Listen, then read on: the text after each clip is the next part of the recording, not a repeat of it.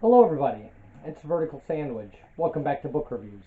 So, I got a new camera, which should hopefully eliminate kind of all those snaps and pops and the desyncing of my mouth and stuff.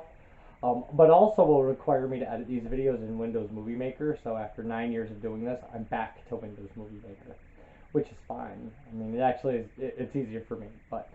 So, today we're going to do the 2012 winner of the Hugo Award, among others. There's actually a re-record because I recorded a bunch of reviews in my old camera, but then was like, why would I hold off on new camera? So, Jo Walton, among others. So, raised by a half-mad mother who dabbled in magic, Morwenna Phelps found refuge in two worlds. As a child growing up in Wales, she played among the spirits who made their home in industrial ruins. But her mind found freedom in the science fiction novels that were her closest companions.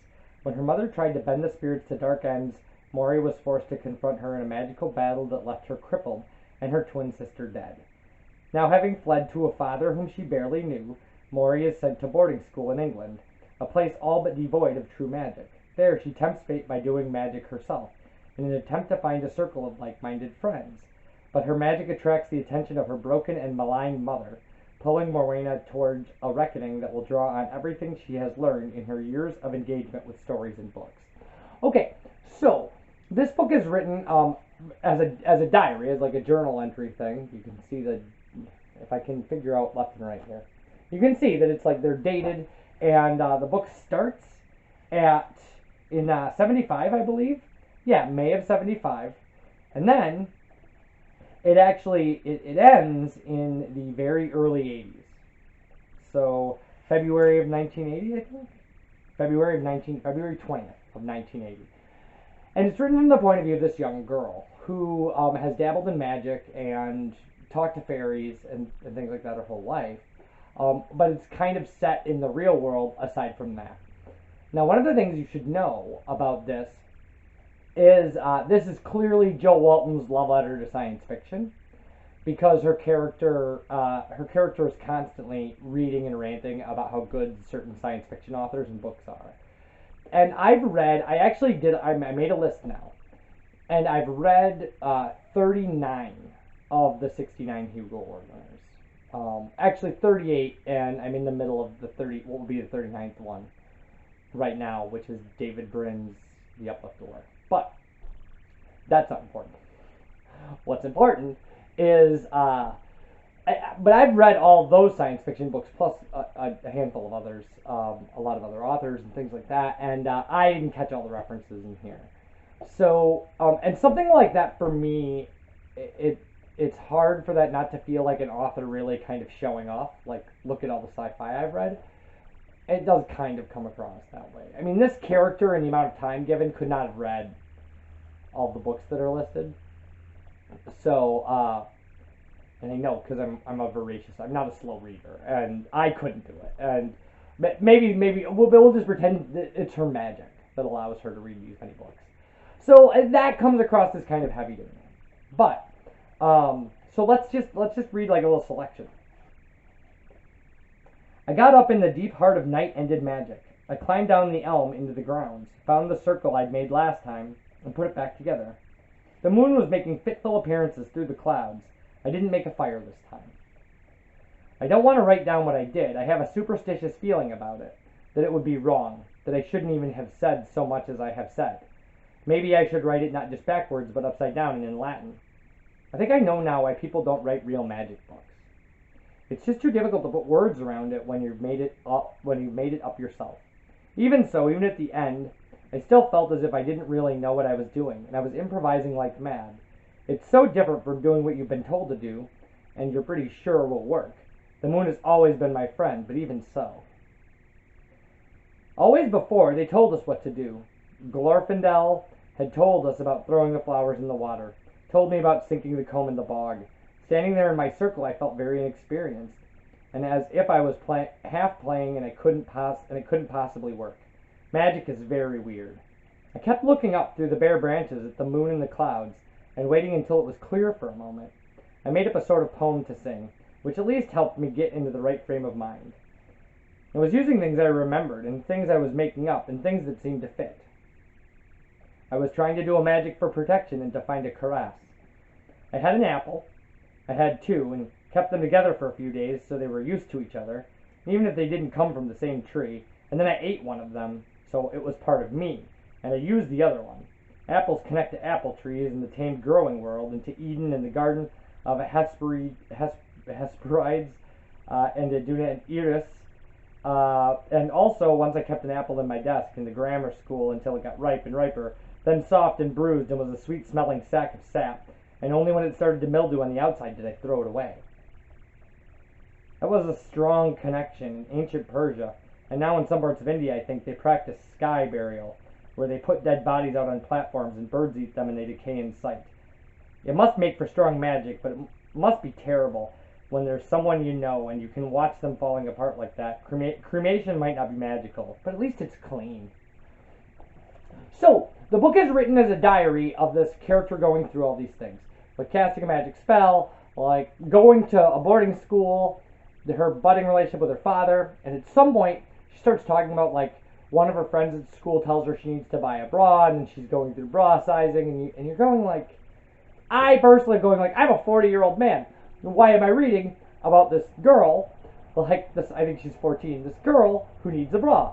And then you realize, as you get into the novel, that what Jo Walton really is kind of trying to do is say, like, listen, we all want to believe in magic, right? Even the most cynical of us wants to believe in magic. And this is what I think it would look like if we put it in the real world. So this is like a real world 14-year-old girl doing, which I assume Jo Walton has been a real world 14-year-old girl. She is an adult lady now, so she must have been a 14-year-old girl. And maybe in this time period as well. I'm not sure. I didn't really match up the dates. But, so the idea is that she's a magician, and she sees fairies, and she deals with them, and she tries to do magic. But at the same time, she has these problems with bullies, and she's like, she likes a boy, and she needs to get a bra. And you realize that she's kind of torn between these two worlds, right? That magic makes her something else, and that, you know, there's a world that she doesn't belong to as a result that she kind of would like to. And that at some point she's going to have to make a choice. That she's either going to have to embrace being a normal 14-year-old girl, or she's going to have to, you know, kind of fall into the skill set that she has, that she clearly has. And yeah, it's very amazing how well that line is kind of threaded, and how well Jo Walton kind of brings that to the forefront throughout the book. Is the book incredibly exciting? It actually kind of it's kind of fun how much it concentrates on being a normal 14-year-old girl. When you're like, you know, your mother like killed your sister, right? Like, and she actually says she doesn't think her mother like she didn't talk about that. But anyway, one of the things that's really amazing in here is some of the emotional content, because a lot of it is very light. And you're like, oh, weird magic, she likes a boy, whatever, you know, she needs a bra. Big deal. I'm going to keep coming back to that needs a bra thing, because it really threw me. But then there are parts where she talks about how she has to learn to say I. And she says, because, you know, if I talk like I talked when I had a twin, and I say we, then people will say, who's we? And then I have to tell them about my twin, and it starts a conversation that I can't have. And you just go like, oh, right in the heart. Like, right in the heart. She's one half of a set, and the other half is gone. And that's really crazy. Jo Walton does a good job with this book. I would recommend it. I just be prepared to Wikipedia a lot of science fiction books if you haven't read a lot of science fiction books. Like, you'll get the references to, like, the references she makes to, like, Lord of the Rings and The Hitchhiker's Guide to the Galaxy, probably, because you're watching online book reviews about science fiction books. You've heard of those. But when she starts talking about, like, David Brin and stuff, you just gotta be, you know, I know of this guy because I'm reading his Hugo Award winner right now. Or, you know, Anna Henderson, or something like that. It's Zena Henderson. It's Zena Henderson. Or James Triptree Jr., who is a woman. And like I know that because I own Her Smoke Grows Up Forever, but I haven't read it. So there's a lot of that, right? There's a lot of that, and man, does she really hate Philip K. Dick, which is a shame because I do not. So yeah, it was a good book. It was fun. It was realistic, even though it's unrealistic. But one of the things I can do with this book before I let you go is, because this book spans 75 to early 80, I can actually read you the journal entry from the date of my birth in this fake book.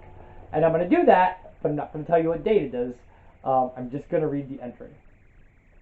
So there.